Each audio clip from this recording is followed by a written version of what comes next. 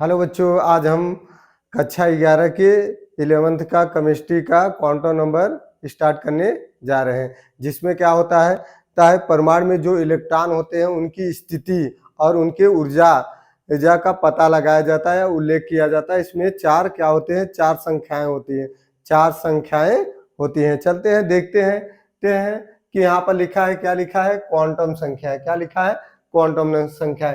और क्वांटम संख्याओं का डेफिनेशन क्या है, किसी परमाणु में, क्या, किसी एटम में इलेक्ट्रॉन की पोजीशन मतलब उसकी स्थिति तथा ऊर्जा का क्या किया जाता है, वितरण या उल्लेख किया जाता है। और चार संख्याओं की आवश्यकता होती है, जिसे हम लोग क्या कहते हैं, क्वांटम संख्याएं। इसमें प्रथम तीन ऐसी क्वांटम संख्याएं हैं, जैसे एन, एल और एम, जो श्रोडिंगर के इक्वेशन पर आधारित है। श्रोडिंगर के इक्वेशन पर आधारित है। तो मुख्य क्वांटम नंबर क्या है, एन, एल और एम। जो मुख्य क्वांटम नंबर एन है और एल क्या है, एजीमुथियल क्वांटम नंबर, एम क्या है, चुंबकीय क्वांटम मतलब मैग्नेटिक क्वांटम नंबर। तो देखिए, बोर मॉडल और रदरफोर्ड मॉडल ने कहा कि इलेक्ट्रॉन नाभिक के चारों तरफ एक पार्टिकल के रूप में क्या करते हैं, मूवमेंट करते हैं, चक्रण करते हैं। और जहां पर वह ऑर्बिटल में उनकी पाए जाने की प्रोबेबिलिटी बहुत अधिक होती है, प्रायिकता बहुत होती है। किसने कहा, बोर मॉडल और रदरफोर्ड मॉडल। बोर मॉडल और रदरफोर्ड मॉडल। इसके बाद दो वैज्ञानिक आए, उन दोनों वैज्ञानिक का नाम था देखिए, वह दो वैज्ञानिक डी बोर और हीजनबर्ग ने बताया कि नहीं, इलेक्ट्रॉन वह अपने नाभिक के जो ऑर्बिटल्स में न्यूक्लियस के चारों ओर चक्कर करते हो, वह एक पार्टिकल्स के रूप में नहीं, एक किसके रूप में, वेव के रूप में। किसके रूप में, वेव के रूप में जिसमें उन्होंने कहा कि wave mechanical model of atom. क्या कहा, wave mechanical of model of atom. और इसके बाद उसी को दूसरे भाषाओं में कहा गया quantum mechanical model of atom. तो इसका मतलब क्या होता है, वेव का मतलब होता है अब इलेक्ट्रॉन जो न्यूक्लियस में क्या होंगे, एक वेव की तरह हो जाएंगे। जो पार्टिकल्स की तरह था वह वेव की तरह। इनके जितने बोर मॉडल, रदरफोर्ड मॉडल, उनके मॉडल का पूरी तरह से वह खंडन कर दिए। इसके बाद जो हमारे कौन थे, डी बोर और इसके बाद हीजलबर्ग ने बताया कि इलेक्ट्रॉन एक वेव की तरह ऑर्बिटल में क्या करते हैं, मूवमेंट करते हैं। तो मूवमेंट करते हैं, जैसे देखिए quantum mechanical model of atom. तो उन्होंने कहा कि वेव कैसा होता है, electron is a wave. Electron एक वेव की तरह होता है, तरंग की तरह होता है। तो उन्होंने कहा, देखिए एक वैज्ञानिक थे, जो वैज्ञानिक की वहां बात की, जो श्रोडिंगर ने कहा कि इलेक्ट्रॉन वेव इक्वेशन, इलेक्ट्रॉन का एक, उन्होंने एक इक्वेशन दिया, वेव का एक इक्वेशन दिया, जहां इलेक्ट्रॉन की पाए जाने की संभावनाएं अधिक थी, प्रोबेबिलिटी अधिक थी। उन्होंने कहा इलेक्ट्रॉन इज वेव। फिर उन्होंने बाद में कहा मैटर वेव। उन्होंने कहा मैटर वेव, नया वर्ड का उपयोग करके कहा मैटर वेव। तो अब देखिए, श्रोडिंगर जो थे एक वैज्ञानिक थे, उन्होंने क्या दिए थे, इलेक्ट्रॉन वेव इक्वेशन। उनका क्या था, उन्होंने एक इक्वेशन दिया, एक समीकरण दिया। उन्होंने कहा इलेक्ट्रॉन किस में रहते हैं, थ्री डायमेंशन में, जो एक्स, वाई और जेड।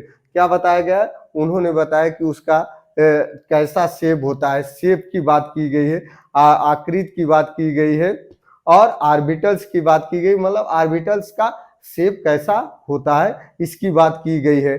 ठीक है, ऑर्बिटल्स का शेप कैसा होता है, सब सेल का शेप कैसा होता है उसकी बात की गई। उन्होंने अपना एक इक्वेशन दिया। इक्वेशन में देखिए, उनका एक इक्वेशन था ए था। देखिए क्या था, उन्होंने कहा डी स्क्वायर साई कहा बटे D x square plus D square Sai बटे डी वाई स्क्वायर और डी स्क्वायर साई और D Z square plus 8 pi square और एम स्क्वायर बटे एच। और उन्होंने अंडर ई माइनस भी साई इक्वल टू 0। तो साई क्या है, साई इसमें है इलेक्ट्रॉन फाइंड द प्रोबेबिलिटी, जहां इलेक्ट्रॉन पाए जाने की प्रायिकता की बात की जाती है, जहां इलेक्ट्रॉन सबसे अधिक कहां पाए जाएंगे, ऑर्बिटल्स में। कहां पाए जाएंगे, ऑर्बिटल्स में। जो न्यूक्लियस के चारों ओर के। लेकिन यहाँ पर कहा गया है इलेक्ट्रॉन एक वेव की तरह काम कर रहे हैं। इलेक्ट्रॉन कैसे वेव की तरह काम कर रहे हैं। देखिए यह हमारे अब हो गया 3 डायमेंशनल में रहते हैं इलेक्ट्रॉन, जहां इलेक्ट्रॉन की पाए जाने की संभावना है और उसके आकृति की बात की जाती है, एक्स वाई और जेड, एक्स वाई और जेड। देखिए हमारा क्वांटम नंबर क्या होता है, क्वांटम नंबर यह बताता है, क्या बताता है, location of electron, location of electron, electron के कहां पर रहेंगे, इलेक्ट्रॉन के रहने की जो जो प्रायिकता है या इलेक्ट्रॉन पाए जाने की जहां पर संभावना होती है, तो इलेक्ट्रॉन की प्रोबेबिलिटी क्या होती है, हाईएस्ट होती है। क्या होती है, हाईएस्ट होती है। इलेक्ट्रॉन की जो प्रोबेबिलिटी होती है वह क्या होती है, हाईएस्ट होती है। इलेक्ट्रॉन कहाँ पाए जाने की संभावना अधिक है। देखिए हमारा क्वांटम नंबर 4 था, क्या था, पहला था एन, एल, एम और एस। एल को क्या कहते हैं, मुख्य क्वांटम नंबर, और प्रिंसिपल क्वांटम नंबर, जिसे हम लोग कहते हैं प्रिंसिपल क्वांटम नंबर या हेडमास्टर क्वांटम नंबर कहा जाता है। और एल क्या था, एजीमुथियल क्वांटम नंबर। एम का था, क्या था, मैग्नेटिक्स क्वांटम नंबर। एस क्या था, स्पिन क्वांटम नंबर। तो हम पहला क्वांटम नंबर देखेंगे, मुख्य क्वांटम नंबर, मुख्य क्वांटम संख्या देखेंगे, मुख्य क्वांटम संख्या देखेंगे। तो क्या होता है, यह कोष को दर्शाता है, क्या दर्शाता है, सेल को या ऑर्बिट को दर्शाता है, कोष को या ऑर्बिट को दर्शाता है। यह कक्षक के आकार को दर्शाता है, कक्षक के ऑर्बिटल के साइज को दर्शाता है। इसके बाद क्या होता है, एन का मान हमेशा एक से लेकर इनफाइनाइट तक होता है। इनफाइनाइट, एक से लेकर क्या होता है, इनफाइनाइट तक होता है। कोष में अधिकतम इलेक्ट्रॉन कितने पाए जाते हैं, सेल में अधिकतम इलेक्ट्रॉन कितने पाए जाते हैं, 2n²। तो देखिए सेल, ये सेल है, ये ऑर्बिटल है, यह इलेक्ट्रॉन है। जो किसके, ऐसे सेल में कितने इलेक्ट्रॉन पाए जाएंगे, 2n²। जैसे देखिए अगर कि आपका तो 2 × 1 पर स्क्वायर, तो आपका क्या हो जाएगा, 2 हो जाएगा। तो इसी प्रकार सब में 8, 18 और 32।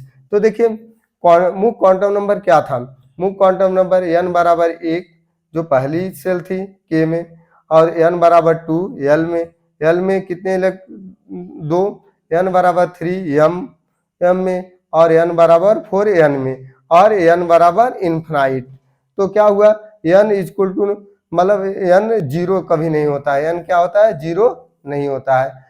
तो जैसे जैसे देखिए क्या होता है ऑर्बिट या सेल की साइज ऑफ ऑर्बिटल, जैसे जैसे ऑर्बिटल में इलेक्ट्रॉन, मतलब इलेक्ट्रॉन लोअर एनर्जी से ऊपर जाने लगते हैं, तो उनकी साइज क्या होती है, बढ़ने लगती है। क्या होती है, साइज, मतलब जैसे जैसे वह कक्षाएं उनकी बढ़ती है, वैसे वैसे उनकी साइज क्या होती है, इंक्रीज हो जाती है। क्या होती है, साइज इंक्रीज हो जाती है। जब साइज इंक्रीज होगा तो उनकी एनर्जी भी क्या होगी, एनर्जी भी क्या होगा, इंक्रीज हो जाएगा। एनर्जी भी, जैसे एनर्जी ऑफ ऑर्बिटल, जैसे जैसे एनर्जी ऑर्बिटल में ऑर्बिटल बढ़ता जाएगा, वैसे वैसे इनकी एनर्जी भी इंक्रीज होती जाएगी।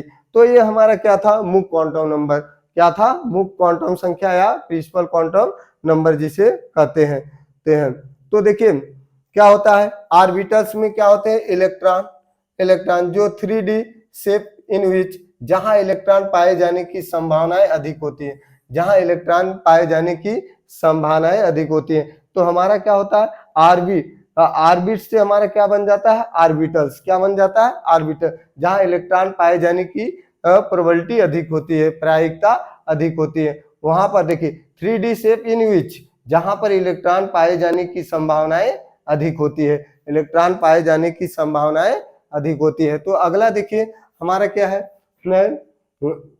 एल है, जिसे हम कहते हैं द्विघांसी क्वांटम संख्या या एजीमुथियल क्वांटम संख्या या angular moment of quantum number कहा जाता है। किसने दिया, सोमरफील्ड ने। और देखिए यह क्या होता है, शेप ऑफ ऑर्बिटल, यह शेप ऑफ ऑर्बिटल मतलब ऑर्बिटल के आकार की बात करता है। कौन करता है, एल एजीमुथियल क्वांटम नंबर किसकी बात कर रहा है, शेप ऑफ ऑर्बिटल, मतलब ऑर्बिटल के आकार की बात। तो देखिए एक एल, देखिए एल क्या है, एजीमुथियल क्वांटम नंबर, तो एस के लिए क्या होगा, एस ऑर्बिटल के लिए 0, पी ऑर्बिटल्स के लिए 1 और डी ऑर्बिटल के लिए 2 और एफ ऑर्बिटल के लिए 3 और जी ऑर्बिटल के लिए 4 होता है। तो ये क्या है एल का मान है। तो एल का देखिए एस ऑर्बिटल का शेप कैसा होता है, स्फेरिकल। कैसा होता है, स्फेरिकल। और पी का होता है डेम्बल का, डेम्बल की आकृति का। कैसा होता है, डेम्बल की, जो जैसे डमरू नहीं होता उसके आकार का होता है। और इसके बाद जो है 2D है डी में, तो डी का क्या होता है, डबल डेम्बल, डबल डेम्बल या डबल डमरू के आकार का होता है। और 3F क्या होता है, completed shape of 8 fold structure, completed 8 shape क्या होता है, इसका स्ट्रक्चर होता है completed shape of 8 fold structure होता है। तो देखिए क्या होता है, ये हमारे क्या थे, ऑर्बिटल्स। ऑर्बिटल्स का क्या था, शेप था, क्या था, शेप है, मतलब इसका आकार था। तो सब सेल देगा, क्या देता है, शेप ऑफ ऑर्बिटल। सब सेल क्या देता है, शेप ऑफ ऑर्बिटल। और सेल में क्या होते हैं, उपसेल। सेल में क्या होते हैं भाई, उपसेल होते हैं बच्चों। सेल में क्या होते हैं, उपसेल। सेल ही क्या बनाता है, उपसेल बनाता है। देखिए कुछ जैसे यहाँ पर एन और एल दिया है, यह हमारा क्या है कक्षकों की संख्या है। तो पहले के लिए 0, तो हमारा इसके लिए यस हो जाएगा, यस तो 1s हो जाएगा पहले। तो पहले जो 1s उपकोष सेल, और इसके बाद इसमें हो जाएगा आपका 2 और 1, क्या हो जाएगा, 2 वाले में 0 और 1, यस और पी 2s और 2p।